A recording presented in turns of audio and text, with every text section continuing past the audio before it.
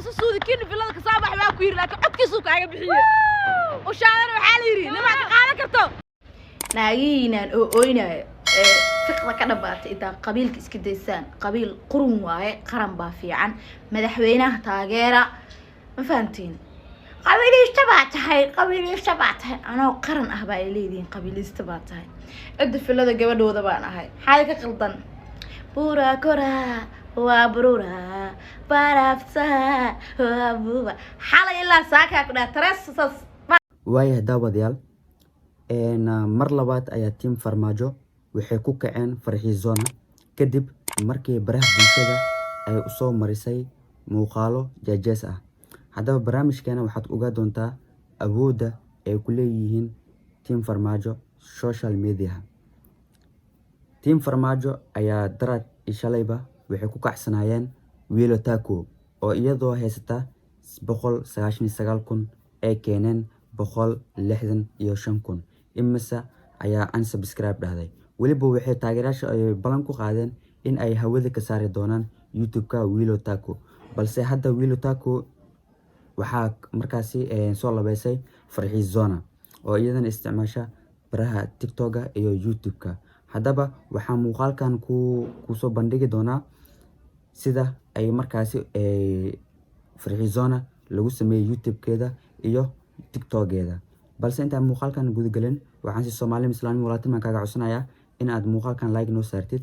haddii aan ka mudanahay subscribe fadlan subscribe saaro gambaraalkana furo. haddii aan intaas ka mudnayn oo kumasantahay daawashadaada YouTube-keyga iyo Facebook page-keyga Umar Oscar. waa anigoo Umar Oscar. kusoo dhawow barnaamijkan faahfaahsan.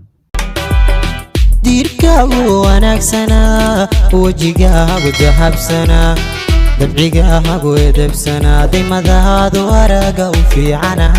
waaya isku soo noqod wanaagsan daawadayaal baraha bulshada ayaa waxaa loo kala bixi doonaa tiim farmaajo iyo tiim xasan sheekh maxamuud ama tiim oo markaasi loo abaabulay in ay ka shaqeeyaan ciddii markaasi farmaajo wax ka sheegta ama ciddii xasan sheekh wax ka sheegta.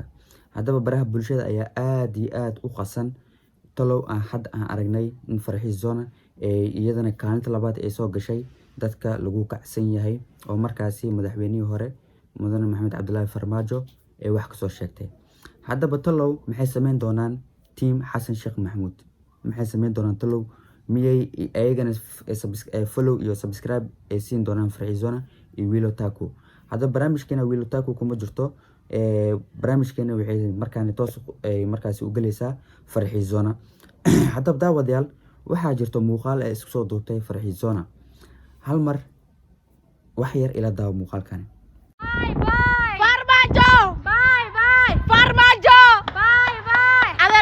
سودي كين في الله كصابح ما كوير لكن عدك سوق عجب حيه وشاعر وحاليري لما تقال كرتو على نبدا على حسن باليا ناينا اوينا فقره كدبات إذا قبيلك اسكديسان قبيل قرن واي قرن بافيعن مدحوينه تاgeera ما فهمتين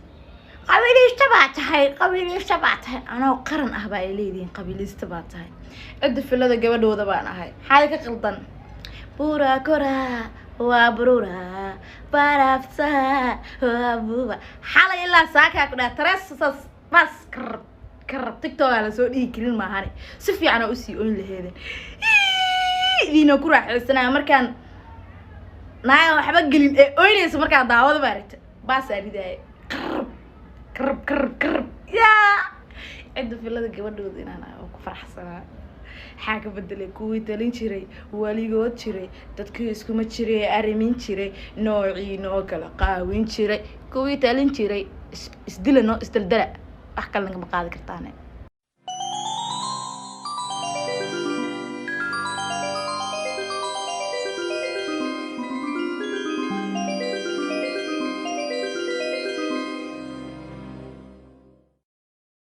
daawadayaal waad aragteen Farxiisoona muuqaaladii ay markaasi soo duubtay iyo TikTok-geeda ee soo dhigatay. haddaba waxaa isweydiin mudan qofka marka uu caanka yahay baraha bulshada oo siyaasadna uusan ku jirin horta mar walba waxaa fiican in qofka uu ahaado dhexdhexaad. sababtoo ah qofka adiga kugu xiran waxaa laga yaabaa in uu taageerayo qofka kale markaasi adiga aad taageertid ama aad rabtid inuu xukunka qabsado. Haddaba waxaa iskeenaynin anigoo baraha bulshada caanka ah oo intaasoo 100,000 Soomaali kala duwan oo igu xiran in aan hal shakhsi oo markaasi anoo markaas magaalada jawigeeda aan ogahay loo kala baxsan yahay ama dadka badan ay kala baxsan yihiin team Farmaajo iyo team Xasan Sheekh Maxamuud iyo team Xasan Ali Khayre, team CCW iyo team Sheekh Shariif. intaasoo dhan anigoo markaasi aan ogahay inay baraheega bulshada ay ku xiran yihiin ma laga yaabo shakhsi haddii ku guuleysto shakhsigaasi inaan aniga ammaano kan laga guuleystana in aan markaasi anigana soo karbaasho asiga iyo dadkii markaasi taageerayba. horta Farxiisona waxaa laga rabay maadaama iyada siyaasad aysan shuqul ku ahayn markay social media laga soo tago dhanka ay markaasi fanka idana ay ku jirto. marka qofka markuu fan uu yahay waxaa markaasi fanka fanaankaasi ama fanaanadaasi ka mamnuuc ah in ay siyaasadda ku dhex darsoomaan. siyaasadda inay galaan ayaa khalad ku ah, waayo qofka markuu caan uu yahay oo siyaasaddan shuqul uu ku lahaynin ma laga rabo in uu markaani u bareero dhanka siyaasadda. ilaan siyaasadda waxay isku keentaa bulsho, waxayna kala geysaa bulsho. dad ayaa ku faraxsan, dadaa markaasi ku faraxsanayn. marka Farxiisona haatan weli waxay taagan tahay in markaasi iyada mowqifkeedii uu yahay in markaasi qofka ay taageerayso in ay muujiso kadibna markaasi baraha bulshada ay soo dhigto. haddaba arrintaasi waxaa kasoo horjeestay tiimkii kale Farmaajo ee markaasi iyada kasoo hadashay. haddaba waxay sameeyeen tiimka Farmaajo in markaasi TikTok-geeda iyo YouTube-keedaba ay ku sameeyaan wax la yiraahdo low wax aad iyo aad u hooseeya in ay ku sameeyaan. haddii report laga gudbin lahaa, haddii followga iyo subscribe-ka iyo waxba like-ba laga noqsan lahaa, kuley waxay ku sameyn karaan way ku sameynayaan. marka saan filayo arrintani waxay markaasi dhaawici kartaa laba mid way dhaawici kartaa qofka markaasi Farmaajo taageeraya iyo qofka markaasi ciwaanka iska leh oo Farxiisona ah.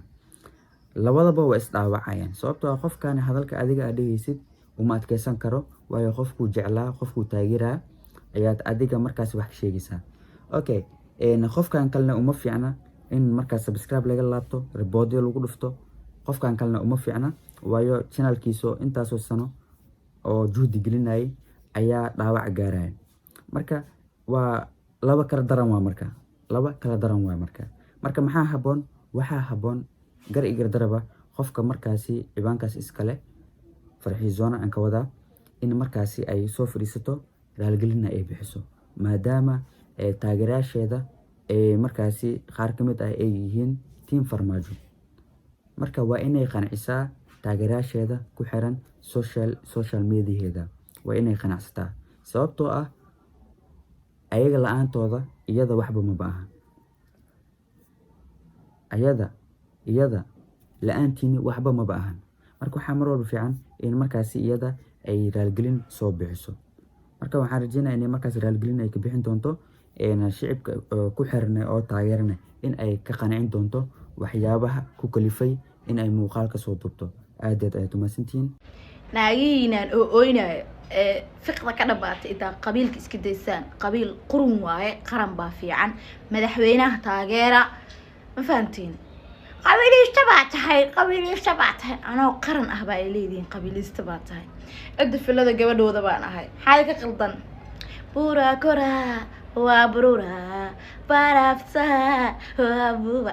xalay ilaa saakaa ku dhaha tareesas bas karab TikTok la soo dhigi karin maahane si fiican oo usii oyn laheedeen idina ku raaxaysanaa markaan naaga waxba gelin ee oynaysa markaa daawada baarita baas ariday karab yaa cidda filada gabadhooda inaan ku faraxsanaa. xaaga bedelay kuwii talin jiray, waligood jiray, dadkii iskuma jiray, arrimin jiray, noocii noo kala qaawin jiray, kuwii talin jiray isdilano isdaldala wax kale naga qaadi kartaan. Farmaajo adeerkay musu suudi kiin filada ka soo bax baa ku yiri laakiin codkiisu kaaga bixiye oo shaadana waxa la yiri nimanka